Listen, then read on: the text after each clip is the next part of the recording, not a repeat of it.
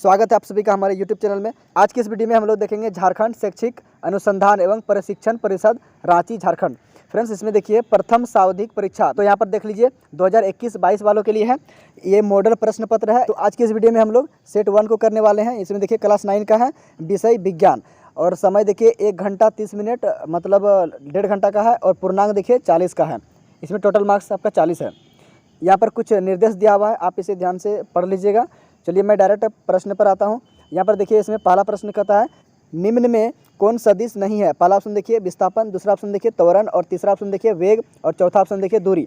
तो इसका सही उत्तर हो जाएगा ऑप्शन नंबर डी, दूरी। दूरी जो है ना वो सदिश नहीं है। आप इसे अपना कॉपी पर नोट करते चलिएगा। चलिए अब अगला प्रश्न की ओर बढ़ते हैं। आगे देखिए, तो चलिए आगे देखते हैं 2 नंबर का प्रश्न। इसमें कहता है वेग परिवर्तन की दर को कहते हैं। पहला ऑप्शन देखिए बल, दूसरा ऑप्शन देखिए त्वरण, और तीसरा ऑप्शन देखिए द्रव्यमान, और चौथा ऑप्शन देखिए इनमें से कोई नहीं। इसका सही उत्तर हो जाएगा ऑप्शन नंबर बी, त्वरण। वेग परिवर्तन की दर को त्वरण कहते हैं। तो चलिए अब अगला प्रश्न की ओर बढ़ते हैं। आगे देखिए 3 नंबर का प्रश्न। इसमें क्या कहता है चाल और वेग का मात्रक होता है। पहला ऑप्शन देखिए मीटर प्रति सेकंड, दूसरा ऑप्शन देखिए मीटर प्रति सेकंड स्क्वायर, और तीसरा ऑप्शन देखिए न्यूटन, और चौथा ऑप्शन देखिए न्यूटन मीटर स्क्वायर। तो इसका सही उत्तर हो जाएगा ऑप्शन नंबर ए, जो चाल और वेग का जो मात्रक होता है वो मीटर प्रति सेकंड होता है। यह 4 नंबर का प्रश्न। इसमें कहता है ओडोमीटर मापता है। पहला ऑप्शन देखिए चाल, दूसरा ऑप्शन देखिए त्वरण, तीसरा ऑप्शन देखिए वेग, और चौथा ऑप्शन देखिए दूरी। तो इसका सही उत्तर हो जाएगा ऑप्शन नंबर डी, दूरी। जो ओडोमीटर जो होता है ना वो दूरी को मापता है। तो फ्रेंड्स यहाँ देखिए ओडोमीटर जो होता है ना वो बाइक में लगा होता है। बाइक में जहाँ पर जो हम लोग चाबी लगाते हैं ना और स्टार्ट करते हैं ना, तो वहाँ पर जो किलोमीटर दिखाता है तो वो क्या है, वो ओडोमीटर है। जब हम गाड़ी को तेज करते हैं या फिर धीरे करते हैं तो उसमें कांटा आगे पीछे होता है, तो वो क्या है फ्रेंड्स, तो याद रखिएगा वो स्पीडोमीटर है। वो स्पीड को नापता है, तो उसको स्पीडोमीटर कहते हैं। क्लियर है, आप इसे नोट कर लीजिएगा। चलिए अब अगला प्रश्न की ओर बढ़ते हैं। यहाँ पर देखिए आगे है यहाँ पर 5 नंबर का प्रश्न। इसमें कहता है 20 मीटर प्रति सेकंड का किलोमीटर प्रति घंटा में मान होगा। तो फ्रेंड्स याद रखिएगा कि मीटर प्रति सेकंड को जब किलोमीटर प्रति घंटा में जब चेंज करेंगे ना, तो उसके लिए हम लोग क्या करते हैं, उसके लिए 18/5 से हम लोग मल्टीप्लाई करते हैं। तो यहाँ पर देखिए फ्रेंड्स, यहाँ कितना दिया है 20 है, तो 20 दिया हुआ है 20 मीटर प्रति सेकंड। तो 20 को हम लोग गुना कर देंगे 18/5 से गुना कर देंगे, देखिए क्या आ जाएगा, किलोमीटर प्रति घंटा में आ जाएगा। इसको सॉल्व करेंगे, 5 चौका ये हो गया 20। अब इसको मल्टीप्लाई कर देंगे ऊपर, यहाँ 18 को 4 को मल्टीप्लाई कर देंगे, तो 18 को 4 से मल्टीप्लाई करेंगे तो 18 चौके 72, ये 72 किलोमीटर प्रति घंटा आ गया। तो देखिए इसमें ऑप्शन नंबर, यहाँ पर ऑप्शन नंबर बी में दिया हुआ है इसका 72 किलोमीटर प्रति घंटा। तो इसका राइट आंसर हो जाएगा ऑप्शन नंबर बी। क्लियर है, आप इसे अपने कॉपी पर नोट कर लीजिए। चलिए अब अगला प्रश्न की ओर बढ़ते हैं।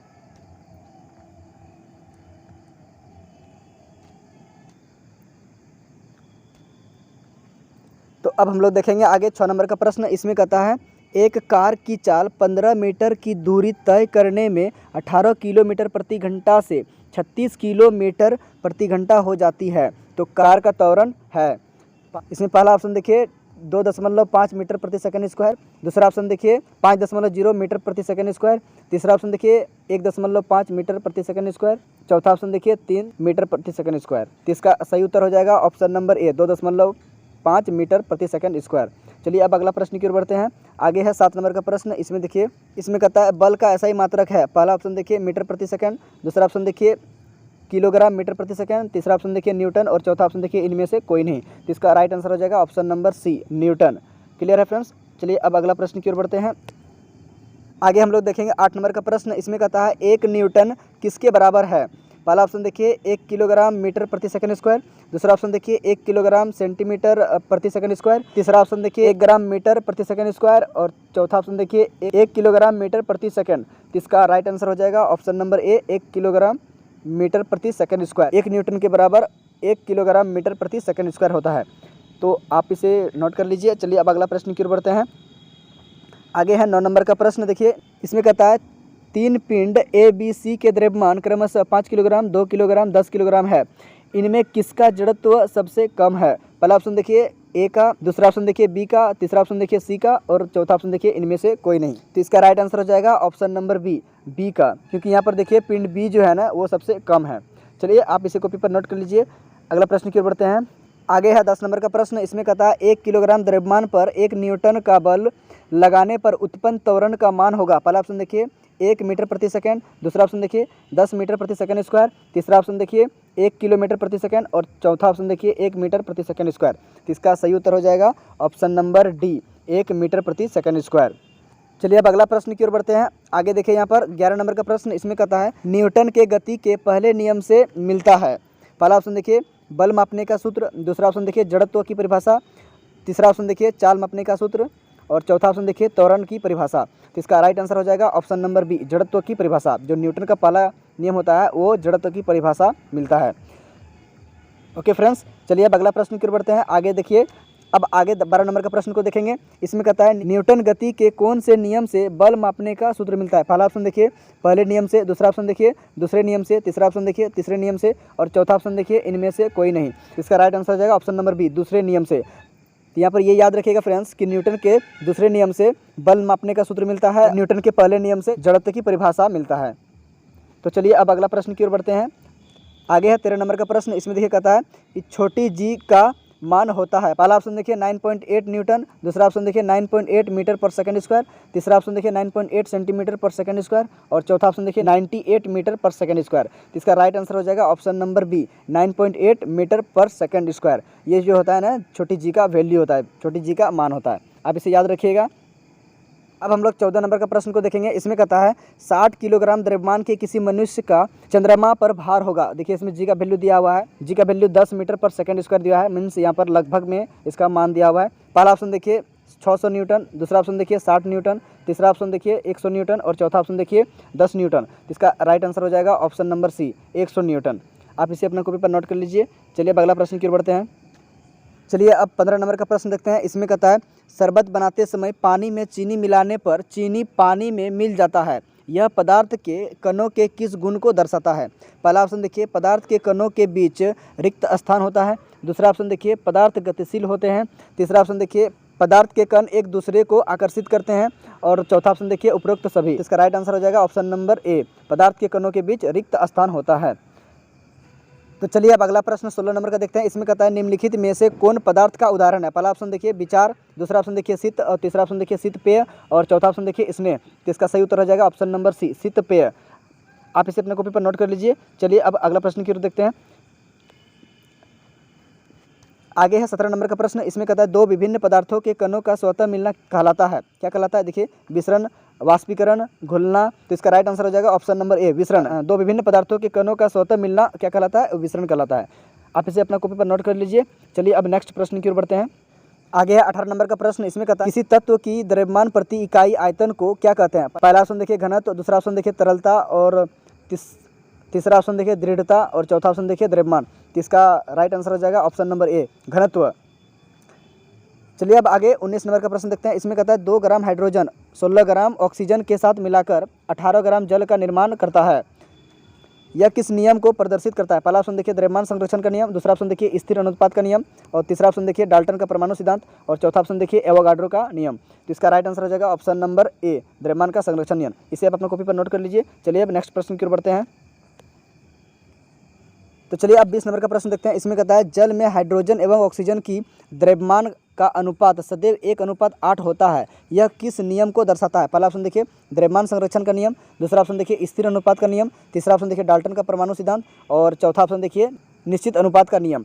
तो इसका राइट आंसर हो जाएगा ऑप्शन नंबर बी, स्थिर अनुपात का नियम। स्थिर अनुपात का नियम में क्या होता है, जो हाइड्रोजन और ऑक्सीजन का जो अनुपात होता है ना, जैसे हाइड्रोजन 1 है तो ऑक्सीजन कितना हो जाएगा, ऑक्सीजन 8 हो जाएगा। मीन्स अगर 1 ग्राम अगर हाइड्रोजन है तो 8 ग्राम ऑक्सीजन होगा। ये स्थिर अनुपात का नियम होता है, इसे आप याद रखिएगा। चलिए आप नेक्स्ट प्रश्न की ओर बढ़ते हैं। आगे है 21 नंबर का प्रश्न। इसमें कहता है परमाणु त्रिज्या को किस मात्रक से नापते हैं। पहला ऑप्शन देखिए नैनोमीटर, दूसरा ऑप्शन देखिए मीटर और तीसरा ऑप्शन देखिए सेंटीमीटर और चौथा ऑप्शन देखिए पिकोमीटर। इसका राइट आंसर हो जाएगा ऑप्शन नंबर ए, नैनोमीटर से हम लोग परमाणु त्रिज्या को मापते हैं। आगे है 22 नंबर का प्रश्न। इसमें कहता है परमाणु द्रव्यमान को किस इकाई से नापते हैं। पहला ऑप्शन देखिए नैनोमीटर, दूसरा ऑप्शन देखिए पिकोमीटर और तीसरा ऑप्शन देखिए मीटर और चौथा ऑप्शन देखिए यू दिया हुआ है। इसका मतलब होता है, यू का मतलब होता है इसे हम लोग AMU भी लिख सकते हैं। मीन्स इसका होता है atomic mass of unit. Means किसी परमाणु का द्रव्यमान मापते हैं तो किससे मापते हैं, तो AMU, तो इसको हम लोग यू भी बोलते हैं। तो एटॉमिक मास ऑफ यूनिट होता है इसका। तो आप इसे अपने कॉपी पर नोट कर लीजिए। तो चलिए अब आगे 23 नंबर का प्रश्न देखते हैं। इसमें कहता है किसी पदार्थ का सूक्ष्मतम कण जो स्वतंत्र रूप में रह सकता है क्या कहलाता है। पहला ऑप्शन देखिए परमाणु, दूसरा ऑप्शन देखिए अणु, तीसरा ऑप्शन देखिए परमाणु द्रव्यमान इकाई और चौथा ऑप्शन देखिए आयतन। इसका राइट आंसर हो जाएगा ऑप्शन नंबर ए, परमाणु कहलाता है। चलिए अब अगला प्रश्न की ओर बढ़ते हैं। आगे है 24 नंबर का प्रश्न। इसमें देखिए क्या कहता है, इसमें कहता है जल की परमाणुकता कितनी है। पहला ऑप्शन 1, दूसरा ऑप्शन 2, तीसरा ऑप्शन 3, चौथा ऑप्शन 4। इसका राइट आंसर हो जाएगा ऑप्शन नंबर 3। क्योंकि फ्रेंड्स आपको पता होगा कि H2O जो होता है वो जल का सूत्र होता है, और यहाँ पर देखिए H में 2 परमाणु है और ऑक्सीजन में 1 परमाणु है। टोटल कितना हो गया, टोटल अगर जोड़ देंगे तो ये 3 परमाणु हो जाता है। ये परमाणुकता कितना हो जाएगा, 3। तो आप इसी कॉपी पर नोट कर लीजिए। चलिए अब अगला प्रश्न की ओर बढ़ते हैं। आगे है 25 नंबर का प्रश्न। इसमें देखिए क्या कहता है, 25 नंबर का प्रश्न कहता है निम्नलिखित में से किस यौगिक की परमाणुकता 5 है। पहला ऑप्शन देखिए अमोनिया, दूसरा ऑप्शन देखिए कार्बन डाइऑक्साइड और तीसरा ऑप्शन देखिए कैल्शियम कार्बोनेट और चौथा ऑप्शन देखिए जल। तो इसका राइट आंसर हो जाएगा option number C, calcium carbonate का।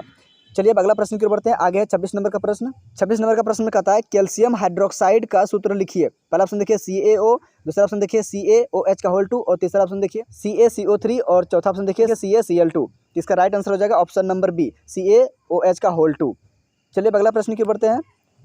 आगे है 27 नंबर का प्रश्न। इसमें कहता है नाइट्रिक अम्ल का आणविक द्रव्यमान ज्ञात कीजिए। पहला ऑप्शन देखिए 63, दूसरा ऑप्शन देखिए 61, तीसरा ऑप्शन देखिए 60 और चौथा ऑप्शन देखिए 56। तो इसका राइट आंसर हो जाएगा ऑप्शन नंबर ए, 63 इसका आणविक द्रव्यमान होता है। चलिए अब अगला प्रश्न की ओर बढ़ते हैं। आगे है देखिए, आगे है 28 नंबर का प्रश्न। इसमें कहता है कोशिका की खोज किसने की। पहला ऑप्शन देखिए रॉबर्ट हुक और दूसरा ऑप्शन देखिए लुईविन हुक और तीसरा ऑप्शन देखिए फुरोकंज, स्लीडन तथा स्वान। तो इसका राइट आंसर हो जाएगा ऑप्शन नंबर ए, रॉबर्ट हुक। फ्रेंड्स यदि आपने 8 क्लास का कोशिका चैप्टर पढ़ा होगा तो उसमें भी दिया हुआ है कि कोशिका का खोज रॉबर्ट हुक ने किया था, और 9 क्लास में भी दिया हुआ है। तो चलिए अब अगला प्रश्न की ओर बढ़ते हैं। आगे देखिए 29 नंबर का प्रश्न। निम्नलिखित में कौन जीव एक कोशिकीय है। पहला ऑप्शन देखिए पैरामेसियम, दूसरा ऑप्शन देखिए कवक, तीसरा ऑप्शन देखिए आम और चौथा ऑप्शन देखिए अंडाणु। इसका सही उत्तर हो जाएगा ऑप्शन नंबर ए, पैरामेसियम। तो फ्रेंड्स यहाँ आप ये भी जान लीजिए कि अंडाणु जो है ना ये भी एक कोशिकीय है, लेकिन यहाँ पर कहा गया है क्या चीज़, यहाँ पर जीव कहा गया है, इसलिए यहाँ ये अंडाणु जो है ना ये जीव नहीं है। तो ये इसका राइट आंसर हो जाएगा क्या, पैरामेसियम। पैरामेसियम जो है ना वो जीव है और अंडाणु जो है वो सिर्फ एक कोशिकीय है, ये जीव नहीं है। ओके फ्रेंड्स, चलिए अब नेक्स्ट प्रश्न की ओर बढ़ते हैं। आगे 30 नंबर का प्रश्न। इसमें कहता है पादप कोशिका की सबसे बाहरी परत क्या है। पहला ऑप्शन देखिए प्लाज्मा झिल्ली, दूसरा ऑप्शन देखिए कोशिका भित्ति, तीसरा ऑप्शन देखिए केंद्रक और चौथा ऑप्शन देखिए कोशिका द्रव। तो इसका राइट आंसर हो जाएगा ऑप्शन नंबर बी, कोशिका भित्ति। आगे देखिए 31 नंबर का प्रश्न। इसमें कहता है कोशिका भित्ति बनी होती है। पहला ऑप्शन देखिए प्रोटीन से, दूसरा ऑप्शन देखिए कार्बोहाइड्रेट से, तीसरा ऑप्शन देखिए सेल्यूलोज से और चौथा ऑप्शन देखिए लिपिड से। तो इसका राइट आंसर हो जाएगा ऑप्शन नंबर सी, सेल्यूलोज। जो कोशिका भित्ति होता है वो सेल्यूलोज से बना होता है। ये वेरी इंपॉर्टेंट है फ्रेंड्स, इसे आप याद रखिएगा, बहुत इंपॉर्टेंट क्वेश्चन है। चलिए अब अगला प्रश्न की ओर बढ़ते हैं। आगे है देखिए, आगे है 32 नंबर का प्रश्न। इसमें कहता है कोशिका झिल्ली का कोशिका के बाहर से अपने भोजन तथा अन्य पदार्थ के ग्रहण करने की प्रक्रिया को क्या कहते हैं। पहला ऑप्शन देखिए वर्णात्मक पारगम्य, दूसरा ऑप्शन देखिए इंडोसाइटोसिस और तीसरा ऑप्शन देखिए अवशोषण और चौथा ऑप्शन देखिए अल्प परासरण। तो इसका राइट आंसर हो जाएगा ऑप्शन नंबर बी, इंडोसाइटोसिस। इसे आप अपना कॉपी पर नोट कर लीजिए। चलिए अब अगला प्रश्न की ओर बढ़ते हैं। आगे है 33 नंबर का प्रश्न। इसमें कहता है कोशिका में अनुवांशिक गुणों की सूचना कहाँ होती है। पहला ऑप्शन देखिए माइटोकॉन्ड्रिया, दूसरा ऑप्शन देखिए कोशिका द्रव और तीसरा ऑप्शन देखिए राइबोसोम और चौथा ऑप्शन देखिए गुणसूत्र। इसका राइट आंसर हो जाएगा ऑप्शन नंबर डी, गुणसूत्र। चलिए अब अगला प्रश्न की ओर बढ़ते हैं। चलिए अब आगे देखते हैं 34 नंबर का प्रश्न। इसमें कहता है लाइसोसोम कौन बनाता है। पहला ऑप्शन देखिए माइटोकॉन्ड्रिया, दूसरा ऑप्शन देखिए कोशिका द्रव और तीसरा ऑप्शन देखिए राइबोसोम और चौथा ऑप्शन देखिए गाल्जी उपकरण। तो इसका राइट आंसर हो जाएगा ऑप्शन नंबर डी, गाल्जी उपकरण। चलिए अब नेक्स्ट क्वेश्चन को देखते हैं। आगे है 35 नंबर का प्रश्न। इसमें कहता है किसी विशेष कार्य को करने के लिए कोशिका एक विशेष समूह बनाती है, इस समूह को क्या कहते हैं। पहला ऑप्शन देखिए अंग, दूसरा ऑप्शन देखिए अंग तंत्र, तीसरा ऑप्शन देखिए उत्तक और चौथा ऑप्शन देखिए व्यष्टि। तो इसका राइट आंसर हो जाएगा ऑप्शन नंबर सी, विभज्य योतक। चलिए आगे 36 नंबर का प्रश्न को देखते हैं। इसमें कहता है तना के शीर्षस्थ भाग में कौन सा उत्तक पाया जाता है। पहला ऑप्शन देखिए विभज्य योतक, दूसरा ऑप्शन देखिए कॉलम कायमा, तीसरा ऑप्शन देखिए स्क्लेरेकाइमा और चौथा ऑप्शन देखिए विभज्य योतक। तो इसका राइट आंसर हो जाएगा ऑप्शन नंबर ए। फ्रेंड्स यहाँ पर गौर कीजिएगा, ऑप्शन डी में भी विभज्य योतक है, तो इसका राइट आंसर हो जाएगा विभज्य योतक। यहाँ पर 2 बार मिसप्रिंट हो गया है। तो चलिए अब अगला प्रश्न की ओर बढ़ते हैं। आगे है 37 नंबर का प्रश्न। इसमें कहता है पौधों में पत्तियों द्वारा बने हुए भोजन का संवहन पौधे के सभी भागों में कौन उत्तक करता है। पहला ऑप्शन जाइलम, दूसरा ऑप्शन फ्लोएम, तीसरा ऑप्शन विभज्य योतक और चौथा ऑप्शन पैरेंकाइमा। तो इसका राइट आंसर हो जाएगा ऑप्शन नंबर बी, फ्लोएम। भोजन का संवहन जो है ना वो फ्लोएम करता है। अगर यहाँ पर रहता है जल का संवहन तो इसका आंसर हो जाता है ऑप्शन नंबर ए, जाइलम। चलिए अब अगला प्रश्न की ओर बढ़ते हैं। चलिए आगे अब देखते हैं 38 नंबर का प्रश्न। इसमें कहता है अस्थि एवं मांसपेशियों को जोड़ने वाली रचना है। पहला ऑप्शन देखिए लिगामेंट, दूसरा ऑप्शन देखिए टेंडन, तीसरा ऑप्शन देखिए तंत्रिका और चौथा ऑप्शन देखिए मांसपेशी। तो इसका सही उत्तर हो जाएगा ऑप्शन नंबर बी, टेंडन। जो हड्डी और मांसपेशी को जोड़ता है ना, उसे टेंडन कहते हैं। आगे देखिए 39 नंबर का प्रश्न। इसमें कहता है नारियल के रेशे में कौन सा ऊतक पाया जाता है। तो चलिए इसका ऑप्शन को देखते हैं।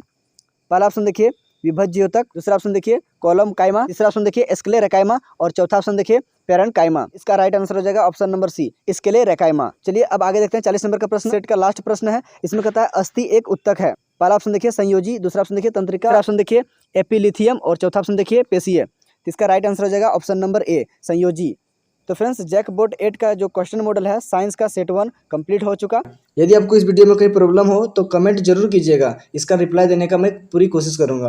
फ्रेंड्स एक बात और, वीडियो अगर अच्छा लगा तो वीडियो को लाइक जरूर कीजिएगा और चैनल पर पहली बार आए हैं तो चैनल को सब्सक्राइब जरूर कीजिएगा और बेल आइकन को भी प्रेस कर लीजिएगा, ताकि जब भी मैं नया वीडियो अपलोड करूँ तो सबसे पहले उस वीडियो का नोटिफिकेशन आप तक पहुँच सके। Thank you for watching my video. मिलते हैं नेक्स्ट वीडियो में।